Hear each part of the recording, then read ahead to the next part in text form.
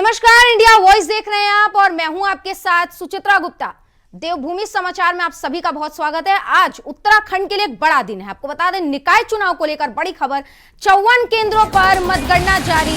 हरिद्वार से सबसे पहले आए नतीजे। वार्ड 1, 2, 3 पर बीजेपी की जीत। वार्ड नंबर 5, 6, 7, 10, 11 और 13 पर भी बीजेपी ने दर्ज की जीत। आपको बता दें, वार्ड 4, 8, 9 पर कांग्रेस ने मारी बाजी। वहीं रानीखेत नगर पालिका से कांग्रेस की जीत। बीजेपी की जमानत रानीखेत नगर पालिका से जब्त हो गई है। रुड़की निगम में कांग्रेस हो गई पस्त। आपको बता दें, 5 बार के पार्षद बेबी खन्ना हारे। हरबटपुर नगर पालिका से बीजेपी आगे। वार्ड 1, 2, 4, 5 पर बीजेपी प्रत्याशी जीते। वार्ड 3 और 9 पर कांग्रेस काबिज और वार्ड 4, 6, 7, 8 पर निर्दलीय प्रत्याशी आगे हैं। आपको बता दें, जीत चुके हैं। लाल कुआं से बागी हुए निर्दलीय चेयरमैन प्रत्याशी की जीत हो गई है। आपको बता दें, बीजेपी से बागी हुए प्रत्याशी सुरेंद्र सिंह की जीत दर्ज कर ली गई। आपको बता दें, ये पूरी खबर उत्तराखंड निकाय चुनाव को लेकर, जहां पर बीजेपी की बम बम होती हुई दिखाई दे रही है। और वहीं हरिद्वार से आपको बता दें, सबसे तेज नतीजे आए, जहां 1, 2, 3 पर बीजेपी की जीत। वहीं 5, 6, 7, 10, 11, 13 पर वार्ड नंबर पर बीजेपी की जीत हुई है। और क्या कुछ रुझान के साथ साथ क्या कुछ ताजा अपडेट है, उसके लिए हमारे साथ सीधा हरिद्वार से हमारे संवाददाता विकास चौहान जुड़ गए। विकास, क्या कुछ अपडेट?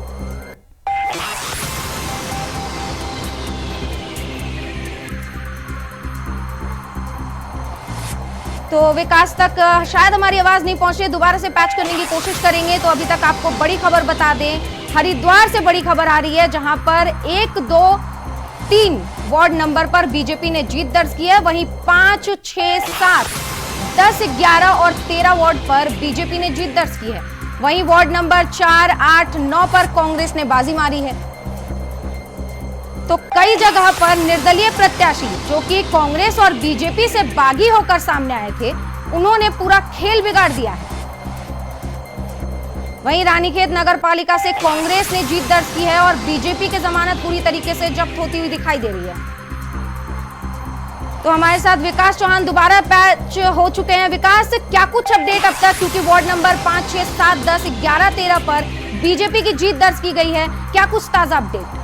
जब हरिद्वार निगम खासकर नगर निगम की बात करेंगे तो बिल्कुल भाजपा को यहाँ साफ बहुमत फिलहाल यहाँ पर मिलता हुआ दिखाई दे रहा है। क्योंकि अगर हम बात करेंगे 16 जो अभी यहाँ पर जो वार्ड हैं उनका परिणाम आए हैं, जिसमें से 12 वार्ड में यहाँ पर भाजपा ने जीते हैं और वहीं 4 वार्ड यहाँ पर कांग्रेस की झोली में गए हैं। और वहीं अगर बात करेंगे मेयर पद की, तो मेयर पद पे करीबन 8,000 वोटों से जो भाजपा की प्रत्याशी हैं किरण जैसर, वो आगे चल रही है। तो कह सकते हैं कि भाजपा के बिल्कुल जो मेयर पद है वो यहाँ पर काफी आगे अपने प्रतिद्वंदी, जो कांग्रेस की प्रतिद्वंदी है, उनसे बहुत आगे चल रही है। वहीं अगर तिवारी नगर की बात करेंगे, तिवारी नगर पालिका की बात करेंगे, तो वहाँ पर भाजपा को थोड़ा झटका यहाँ पर दूसरे राउंड में यहाँ पर मिलता हुआ दिखाई दे रहा है। क्योंकि 1224 वोटों से कांग्रेस के प्रत्याशी महेश प्रताप राणा, वहाँ पे जो भाजपा के प्रत्याशी हैं राजीव शर्मा, उनसे वो आगे यहाँ पर कांग्रेस से चल रहे हैं। तो कह सकते हैं दोनों ही जगह बिल्कुल अलग यहाँ पर परिणाम देखने को मिल रहे हैं। क्योंकि जहाँ भाजपा हरिद्वार नगर निगम सीट पर काफी आगे बढ़त बनाए हुए हैं, तो वहीं कांग्रेस जो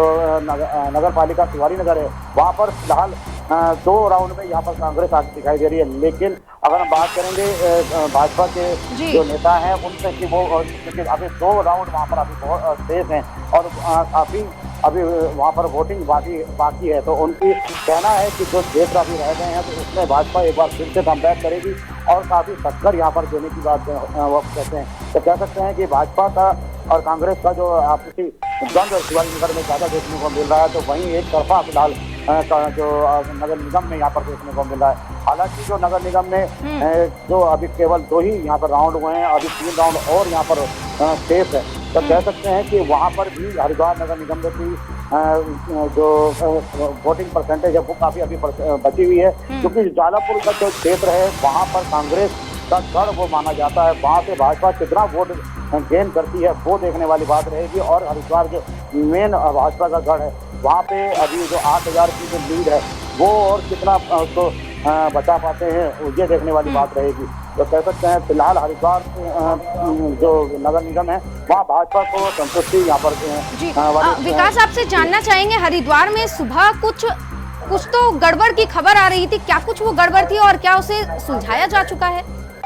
तो फिलहाल यहाँ पर कोई ऐसी स्थिति यहाँ पर नहीं पैदा हुई है कि कोई गड़बड़ की स्थिति हो। हालांकि मैंने जिस तरह से पहले भी बताया हमें कि कांग्रेस ने जरूर यहाँ के जो स्ट्रॉन्ग रूम है उस पर आपत्ति जरूर यहाँ पर जताई थी एक दिन पहले, और वो बार यहाँ पर जब उनके जो प्रत्याशी हैं वो अगर पीछे रह जाते हैं तो उनके द्वारा जरूर काउंटिंग की बात। विकास, आप बने रहिए हमारे साथ। हमारे सहयोगी देहरादून से अभय कैंतुरा जुड़ गए। अभय, क्या कुछ अपडेट देहरादून से? जब बिल्कुल, अगर देहरादून की हम बात करें तो देहरादून में इस समय 2 राउंड की मेयर पद पर काउंटिंग यहाँ पर हो चुके। 10,000 वोट से बीजेपी के जो प्रत्याशी है सौरभ थपलियाल, वो इस समय अपना निकटतम प्रतिद्वंदी कांग्रेस के उनसे लीड बनाकर यहाँ पर चल रहे। दूसरे अगर बात करें सभासदों पर, जो पार्षद पद के प्रत्याशी है उस पर भी अलग अलग जगहों पर ये कह सकते हैं कि जो काउंट मतगणना की जो शुरुआत हुई थी वो अलग तरीके से यहाँ पर हुई थी। वार्ड नंबर 1 से वार्ड नंबर 5 तक के जो बस्ते थे वो खुलने यहाँ पर शुरू हुए थे, मतपेटियाँ खुलनी शुरू हुई थी, और उसके बाद वार्ड नंबर 16 से वार्ड नंबर 21 तक के जो वार्ड के जो पोलिंग पेटियाँ थी उनको यहाँ पर खोलने का काम किया गया था। इसी प्रकार से 31 से 35 की संख्या पर यहाँ पर हुए। तो ऐसे में अलग अलग जगहों पर अलग अलग वार्डों की जो कह सकते हैं मतगणना वो यहाँ पर चल रही है, लेकिन मेयर की तुलना में सभासद के जो प्रत्याशी है उनकी काउंटिंग यहाँ पर ज़्यादा तेज गति से यहाँ पर चल रही है। मेयर पद पर जो मतगणना की जो रफ्तार है वो काफ़ी धीमी यहाँ पर कही जा सकती है, लेकिन ये भी कहा जा सकता है कि जिस प्रकार से राजधानी देहरादून में मतदाताओं की संख्या अधिक है, जिस प्रकार से मत प्रतिशत यहाँ पर आए, ऐसे में इतना समय लगना उचित है। अब तक जो आंकलन नजर आ पाया उसमें कह सकते हैं कि मेयर पद पर तो भाजपा आगे चल रही है।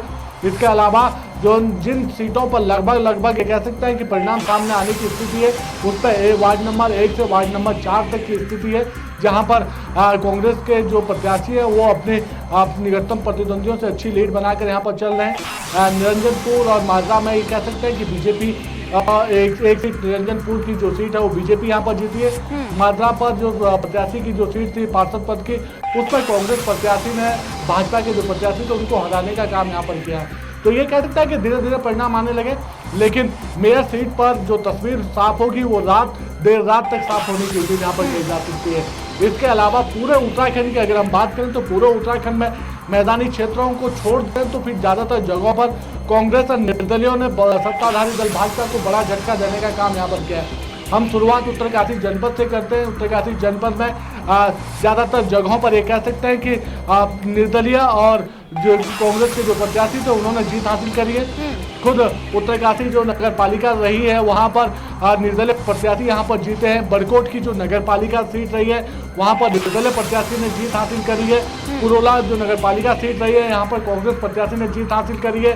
चिनेसौर जो नगर पंचायत रही है वहाँ पर निर्दलीय प्रत्याशी ने जीत हासिल करी है। और सिर्फ भाजपा के खाते में कह सकते हैं कि जो नौगांव नगर पंचायत रही है उस पर अध्यक्ष पद पर बीजेपी ने जीत हासिल करी है। इसी प्रकार से ये कह सकते हैं कि डीडी हाट जो कुमाऊं का इसका सबसे मुख्य केंद्र इसमें बना हुआ था, डीडी हाट नगर पंचायत, उस सीट पर भी कांग्रेस प्रत्याशी यहाँ पर पहली बार विजय हासिल कर चुके हैं। और ये कह सकते हैं कि डीडी हाट बीजेपी का गढ़ इसलिए भी कहा जा सकता है क्योंकि यहाँ के जो बीजेपी के जो विधायक है बिशन सिंह चौपाल लगातार 6 बार से इस सीट पर अपनी विधायकी जीतते हुए आ रहे हैं और इस बार पहली बार उन्हें यहाँ पर पराजय का सामना करना पड़ा। तो इसी प्रकार से अभय ऋषिकेश को लेकर क्या अपडेट, क्योंकि नगर निगम को लेकर ऋषिकेश को हॉट सीट माना गया था और लगभग 2 दिन पहले कांग्रेस प्रत्याशी ने बीजेपी पर आरोप लगाया था मारपीट का। ऋषिकेश को लेकर क्या अपडेट है? देखिए, ऋषिकेश नगर निगम की अगर हम बात करें तो नगर निगम की इस सीट पर बीजेपी के जो प्रत्याशी शंभू पासवान वो यहाँ पर लीड बनाकर चल रहे हैं और उनकी लीड निर्दलीय प्रत्याशी दिनेश चंद्र से है जो मास्टर के नाम से इस समय इस चुनाव में बड़ी प्रसिद्धि यहाँ पर पाए हुए हैं। उनसे उनका मुकाबला यहाँ पर चल रहा है। जो कांग्रेस के प्रत्याशी वो भी तीसरे नंबर पर जूझते हुए नजर आ रहे हैं। और उत्तराखंड के अगर 11 नगर निगमों की अगर हम बात करें तो 11 नगर निगमों में सिर्फ बीजेपी 2 सीट पर आगे चलने का काम यहाँ पर कर रही है और बाकी 9 सीटों पर ये कह सकते हैं कि जो निर्दलीय प्रत्याशी या फिर बीजेपी प्रत्याशी उन पर बढ़त बढ़ाते हुए नजर आ रहे हैं। कांग्रेस का प्रत्याशी अभी भी 11 नगर निगमों में कहीं पर भी कांग्रेस प्रत्याशी इस समय लीड बनाने का काम यहाँ पर नहीं कर पा रहे। जी अब सीधा चलेंगे, हरिद्वार लिए चलेंगे आपको। विकास, क्या कुछ वहां की स्थिति है और कब तक वहां पर स्थिति नगर निगम पर साफ हो पाएगी, क्या कुछ लगता है आपको? देखिए, क्योंकि यहाँ पर 8 वार्ड हैं और जिस तरह से मतगणना फिलहाल अभी चल रही है, अभी दूसरा ही राउंड यहाँ पर कंप्लीट हुआ है। काफी राउंड यहाँ पर 3 राउंड और होने हैं, तो कह सकते हैं कि देर रात तक परिणाम या मेयर सीट से आ सकते हैं। और वहीं अभी केवल 16 वार्डों की यहाँ पे मतगणना यहाँ पर खत्म हुई है, तो कह सकते हैं अभी लंबा टाइम यहाँ पर लगेगा। लेकिन नगर पालिका अगर शिवाजी नगर की बात करें तो वहाँ पर 2 राउंड हो गए, 2 राउंड सेफ ही हैं और वहाँ पर काफी कम वोट भी है, तो कह सकते हैं कि वहाँ पर जल्द परिणाम आ सकते हैं। और लेकिन जो अगर हम बात करेंगे शिवाजी हरिद्वार नगर निगम की, तो यहाँ पर देर रात तक परिणाम फाइनल जो परिणाम है वो देर रात तक आने की संभावना है। जी, देहरादून से एक बड़ी खबर आ रही है, आपको एक बड़ी खबर बता देते हैं। मेयर प्रत्याशी, बीजेपी के मेयर प्रत्याशी 10,000 वोट से आगे। आपको बता दें, सौरभ थपलियान दूसरे राउंड में 10,000 वोट से आगे चल रहे हैं। कांग्रेस प्रत्याशी इस दौरान पीछे चलते हुए दिखाई दे रहा है। आपको बता दें, देहरादून से बड़ी खबर, जहां मेयर पद प्रत्याशी 10,000 वोट से आगे चल रहे हैं। बीजेपी के प्रत्याशी हैं सौरभ थपलियान, दूसरे राउंड की वोटिंग में 10,000 वोट से आगे चल रहे हैं। हालांकि पहले राउंड की वोटिंग में भी सौरभ थपलियान आगे चल रहे थे और अब दूसरे राउंड की वोटिंग में भी सौरभ थपलियान 10,000 वोट से आगे चल रहे हैं। हमारे साथ देहरादून से अभय केंतुरा लगातार बने हुए हैं। अभय, क्या कुछ वहां का माहौल है, क्योंकि 10,000 वोट से दूसरे राउंड में भी सौरभ आगे चल रहे हैं, क्या कुछ माहौल वहां पर देखने को मिल रहा है? क्या बीजेपी में खुशी दिखाई दे रही है या जश्न मनाया जा रहा है, ऐसे कोई स्थिति, ऐसा कोई तस्वीर आपके सामने? देखिए, अभी खुशियां तो नहीं कह सकते हैं या जश्न का कोई ऐसा माहौल यहाँ पर बनता हुआ नहीं दिख रहा है, क्योंकि ये कहा जा सकता है कि देहरादून में जो ज़्यादातर सीटों के जो परिणाम होंगे वो देर रात तक यहाँ पर स्पष्ट रूप से साफ हो पाएंगे। उन पर जो कुहासा अभी लगा हुआ है वो देर रात तक छटने की उम्मीद उस पर कही जा सकती है। ओवरऑल अगर उत्तराखंड की अगर हम बात करें तो 11 नगर निगम है। 11 नगर निगमों में सिर्फ 2 सीट ऐसी हैं, आप श्रीनगर नगर निगम की बात करें और नगर निगम पिथौरागढ़ की अगर हम बात करें, इन दोनों ही सीटों पर निर्दलीय प्रत्याशी इस समय आगे चल रहे हैं। और बाकी 9 जगहों पर ये कह सकते हैं कि जो बीजेपी के प्रत्याशी हैं वो लीड बनाने का काम यहाँ पर करे हुए। लेकिन अगर देहरादून नगर निगम की अगर हम पर्टिकुलर बात करते हैं तो देहरादून नगर निगम में अभी सिर्फ 2 राउंड की मतगणना यहाँ पर हुई है और ये कहा जा सकता है कि जिस प्रकार से यहाँ पर 105 टेबल मतगणना के लिए लगाई गई है, उन 105 टेबलों में परिणाम देर रात तक आने की उम्मीद है। और ये कहा जा सकता है कि शुरुआत अच्छी बीजेपी के लिए मानी जा सकती है, क्योंकि जिस प्रकार से मेयर पद पर इस समय कड़ा मुकाबला पिछले दिनों यहाँ पर देखने को मिल रहा था, उस पर अच्छी खासी लीड इस समय बीजेपी बनाती हुई नजर आ रही है। लेकिन इसे अंतिम परिणाम नहीं माना जा सकता है, क्योंकि देहरादून में हमेशा ही इस तरह के जो परिणाम रहे ये बड़े चौंकाने वाले कहे जा सकते हैं। बीजेपी भले ही 3 बार से अपना बोर्ड बनाती हुई नजर आई हो, 3 बार के बीजेपी के मेयर पद के प्रत्याशी यहाँ पर जीते हो, लेकिन इस बार जिस प्रकार से कांग्रेस ने चुनाव अच्छे तरीके से लड़ने का काम यहाँ पर किया था और जिस प्रकार से जनता बाहर निकलकर मतदान करने के लिए आई थी, तो ऐसे में चुनावी जो मुकाबला है वो काफी कड़ा यहाँ पर कहा जा सकता है। अभी 10,000 की लीड बनी है, लेकिन अभी भी ये कह सकता है कि 12 राउंड कम से कम और यहाँ पर बचे हुए हैं, जिन पर रिजल्ट आने की संभावना देर रात तक यहाँ पर कही जा सकती है। जी, अब आपसे जानना चाहेंगे अभय कि ये तो हो गई खैर कि दोनों में कांटे की टक्कर चली रही है। अभी सुनने में ये भी आ रहा था कि ये जो बागी प्रत्याशी थे, ये कांग्रेस और बीजेपी की तरफ से जो खेमे से बाहर निकले थे, उन्होंने कितना खेल बिगाड़ने का काम इस चुनाव में किया है?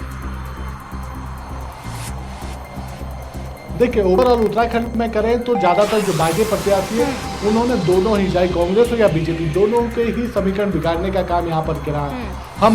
हम इस समय इसलिए कह सकते हैं कि आपके श्रीनगर नगर निगम में जो इस समय निर्दलीय प्रत्याशी मेयर पद पर सबसे ज्यादा लीड बनाकर चल रहे हैं, वो कांग्रेस के बागी कैंडिडेट यहाँ पर कहे जाते थे।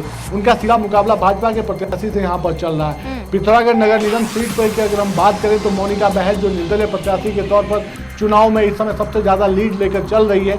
ये कांग्रेस के जो बगावती सुर अपनाए हुए जो विधायक हैं, कांग्रेस के जो विधायक हैं, उनकी समर्थित प्रत्याशी है और पार्टी के ही ये कह सकता है कि जो अधिकृत प्रत्याशी थे उनसे काफी आगे इस समय लीड बनाकर वो चल रही है। तो ये कह सकता है कि इसी प्रकार से बीजेपी के दूसरे सीटों की भी अगर हम बात करें तो ऋषिकेश नगर निगम पर जो निर्दलीय प्रत्याशी है वो बीजेपी को कड़ी टक्कर देने का काम कर रहे हैं। हरिद्वार नगर निगम में जो मुकाबला वो सीधे तौर पर ये कह सकता है कि कांग्रेस और बीजेपी के बीच में। लेकिन रुड़की के नगर निगम की अगर हम बात करें तो यहाँ पर निर्दलीय प्रत्याशी एक बार फिर बीजेपी को सीधी टक्कर देने का काम कर रहे हैं। निर्दलीय प्रत्याशी कांग्रेस के बागी प्रत्याशी कहे जा सकते हैं, क्योंकि वो पूर्व में कांग्रेस के नेता रहे हैं और इस समय उन्होंने निर्दलीय प्रत्याशी के तौर पर अपनी पत्नी को चुनाव मैदान में यहाँ पर उतारा।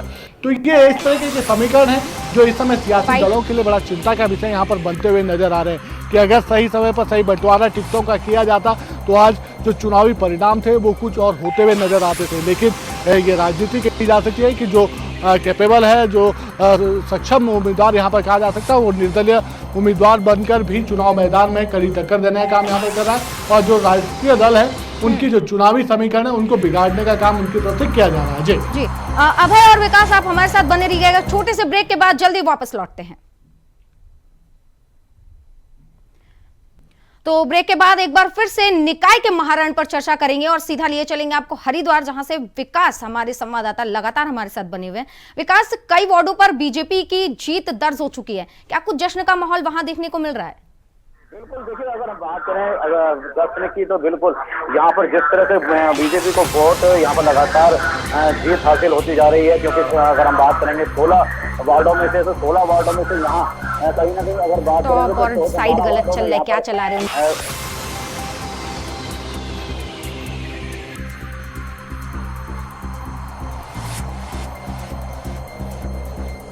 तो अभय, लगभग कब तक ये स्थिति साफ होने वाली है कि नगर निगम और नगर निकाय के चुनाव में कौन बाजी मार रहा है? देखिए, अगर हम पहाड़ी क्षेत्रों की बात करते हैं तो पहाड़ी क्षेत्रों में जो तस्वीर होगी लगभग 4 बजे तक साफ होती हुई नजर आ जाएगी। लेकिन अगर हम मैदानी क्षेत्रों की बात करें, खासतौर पर देहरादून, हरिद्वार और हल्द्वानी की अगर हम बात करें तो यहाँ पर जो तस्वीर होगी वो देर रात तक साफ होने की उम्मीद है, क्योंकि जिस प्रकार से मतदान का प्रतिशत यहाँ पर बढ़ा है और मतदाताओं की संख्या यहाँ पर बढ़ी हुई है, ऐसे में यहाँ पर जो चुनाव के जो रिजल्ट होंगे वो देर रात तक आते हुए नजर आएंगे। लेकिन देहरादून नगर निगम की अगर प्रमुखता से बात करें तो देहरादून नगर निगम में जो तस्वीर होगी, मेयर पद पे जो प्रत्याशियों की, मेयर पद के जो प्रत्याशियों की अगर तस्वीर की बात करें, हार जीत की अगर हम बात करें तो रात लगभग 2 बजे के बाद ये तस्वीर साफ होती हुई नजर आएगी और फिर कहा जा सकता है कि इस दल का प्रत्याशी यहाँ पर विजय हासिल करने जा रहा है। पार्षदों पदों पर ये कह सकते हैं कि जिस प्रकार से 15-15 टेबल अलग अलग यहाँ पर लगाई गई है, 105 टेबल यहाँ पर मतगणना के लिए लगाई गई, तो ऐसे में पार्षद पद के कुछ उम्मीदवारों के रिजल्ट अब से कुछ देर में यहाँ पर साफ हो पाएंगे। लेकिन उसके बाद जो ज्यादातर जो पार्षदों के जो रिजल्ट होंगे वो रात 12 बजे के आसपास यहाँ पर तस्वीर साफ होती हुई नजर आएगी। तो देहरादून नगर निगम में तो ये कह सकते हैं कि जो चुनावी परिणाम है रात 12 बजे के बाद यहाँ पर आने शुरू हो जाएंगे और फिर स्पष्ट रूप से तस्वीर तो ये एकदम साफ है कि रात 12 बजे तक निगम के जो परिणाम है वो साफ हो पाएंगे। बहुत बहुत धन्यवाद विकास आपका और अभय कंतुरा आपका तमाम जानकारियों के लिए। तो सीधा सीधा कहा जा सकता है कि अभी काफी लंबा इंतजार करना पड़ेगा प्रत्याशियों को और पार्टियों को। तो अब रुक करेंगे अन्य खबरों की ओर। मुख्यमंत्री पुष्कर सिंह धामी ने रायपुर स्थित स्पोर्ट्स कॉलेज का आज निरीक्षण किया और राष्ट्रीय खेलों की तैयारी के बाबत समीक्षा बैठक भी की। इस दौरान सीएम धामी ने कहा कि राष्ट्रीय खेलों का शुभारंभ प्रधानमंत्री नरेंद्र मोदी करेंगे, क्योंकि 28 जनवरी को राष्ट्रीय खेलों का शुभारंभ है और प्रधानमंत्री को इसके लिए न्योता भी दिया गया है और बाकायदा वो उत्तराखंड आएंगे और राष्ट्रीय खेलों की जो है वो शुभारंभ भी करने वाले हैं। इसे लेकर धामी ने और क्या कुछ कहा है, सुनाते हैं आपको। 38वें राष्ट्रीय खेलों का उद्घाटन माननीय प्रधानमंत्री जी के हाथों से यहाँ पर एक प्रतियोगिता शुरू होगी, राष्ट्रीय खेल प्रारंभ होंगे।